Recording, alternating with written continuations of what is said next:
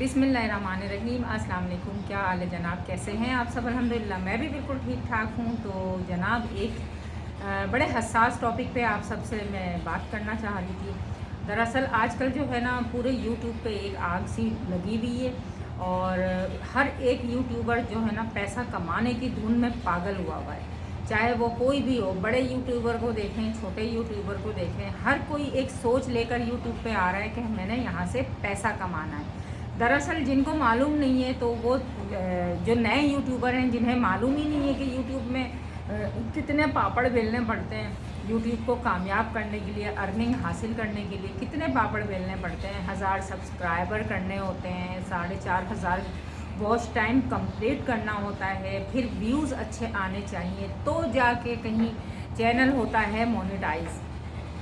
उसके बाद जो है ना फिर अर्निंग का सिलसिला शुरू होता है। तो 20,000, 25,000 महीना, 30,000 महीना, इस तरह की अर्निंग स्टार्ट होती है जो कि हमारे जो नए यूट्यूबर हैं उन्हें नहीं मालूम। तो इसी तरह नए यूट्यूबर में मतलब आजकल गर्दिश कर रही है यूट्यूब पे एक बहुत ज़्यादा टॉप ट्रेंड टॉपिक। जी हाँ, अभी सुबह जो है मेरी बच्ची स्कूल चली जाती है, दूसरा अफ़ान भी चला गया, घर में कोई नहीं होता। तो कभी मुझे नींद आती है तो मैं सो जाती हूँ, कभी मुझे नींद नहीं आती है तो मैं मोबाइल अक्सर लेकर, वो मेरा टाइम होता है कि मैं मोबाइल चलाऊँ। तो मैंने देखा डॉक्टर अफ़ान नाम के एक ब्रॉडकास्टर जो ब्रॉडकास्ट करते हैं, काफ़ी नामी गिरामी हैं, उनकी एक वीडियो मेरी नज़र से गुजरी। तो फिर मैंने मतलब सर्च शुरू कर दिया। मैंने कहा यार ये यूट्यूब पे हो क्या रहा है। मतलब हम तो थोड़े बीमार हो गए हैं और हमने तो तवज्जो ही छोड़ दी यूट्यूब से। तो यहाँ तो बहुत कुछ है जनाब। तो अब आप ये मत सोचिएगा कि ये अपने चैनल चमकाने या व्यूज़ लेने के लिए आकर बैठ गई है। दरअसल टॉपिक इतना हसास है कि ना चाहते हुए भी मुझे आप सब के सामने आकर बैठना पड़ा। जी हाँ, ये टॉपिक है एक 12 साल की टिकटॉकर फ़ातिमा की। जी हाँ, और उसकी माँ आयशा की। तो जो आयशा है मेरे ख़्याल में पैसे की हविस ने इनको अंधा कर दिया और पैसे की लालच में इसने मासूम बच्ची की बल्ली चढ़ा दी।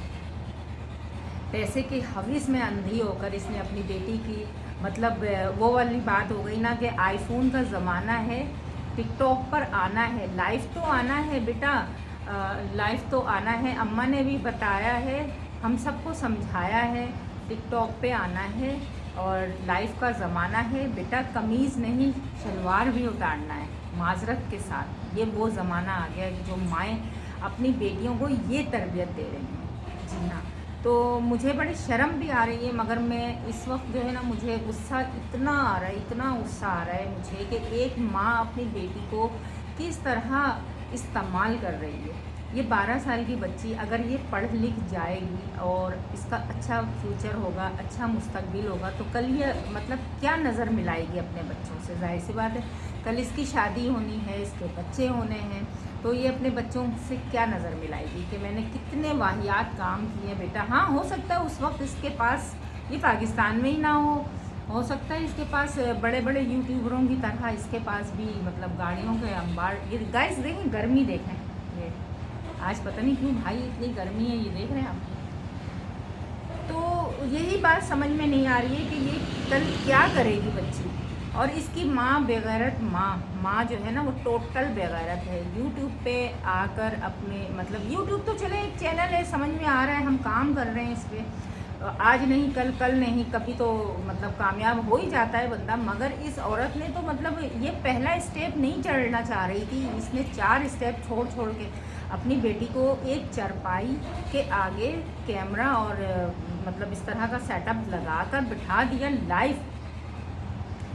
लाइव जो है इसकी बेटी टिकटॉक पे लाइव आ रही है और डबल टैप होता है, इसको फ्लावर मिलते हैं, इसको शेयर मिलते हैं, इसको चीता मिलता है, इसको डायमंड मिल रहे हैं, इसको कॉइन मिल रहे हैं। ओ भाई, जो ये चीज़ें दे रहे हैं तो वो ऐसे ही दे रहे हैं, खामखा में दे रहे हैं, भीख मांग रही हो भीख ही मांगना था तो रोड पे खड़ी हो जाती, किसी स्कूल के दरवाजे पे खड़ी हो जाती, कोई ना कोई अल्लाह का बंदा ज़रूर कुछ ना कुछ आपको भीख दे देता।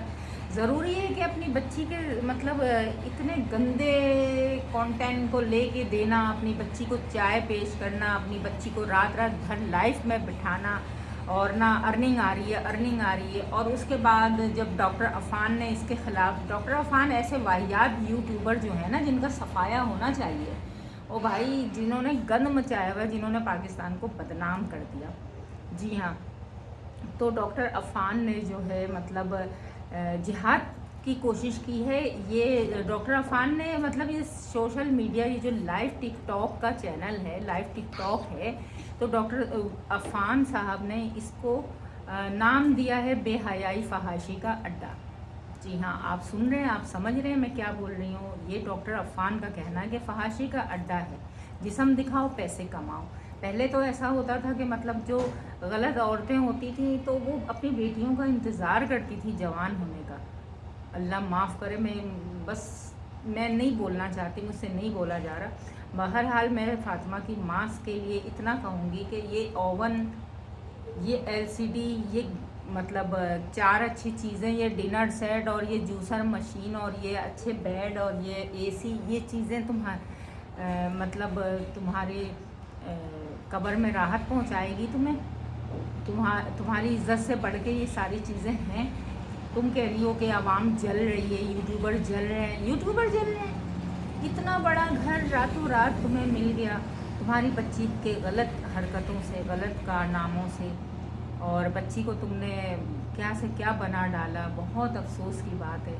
सिर्फ आईफोन, सिर्फ फर्नीचर, ये चीज़ें मायने रखती हैं। गरीबी हमने भी झेली, गरीबी बहुत सारे लोग झेलते हैं। गरीबी और अमीरी दो ही तो ज़िंदगी का हिस्सा है, या गरीबी है या अमीर है। जो अमीर है वो भी सुकून में नहीं है, जो गरीब है वो भी सुकून में नहीं है। हमारे पाकिस्तान के वो हालात चल रहे हैं, हर गली में 10 बंदा गरीब है, तो क्या वो 10 बंदा मतलब अपनी बेटियों को नंगा करके ये चैनल पे बैठा देगा? आप बताएं, कोई शरीफ माँ बाप ऐसा सोच सकते हैं? मेरे ख्याल से ये औरत पढ़ी लिखी भी नहीं है, गांव से है, ये उपले थापने वाली, उपले समझते हैं गाइस?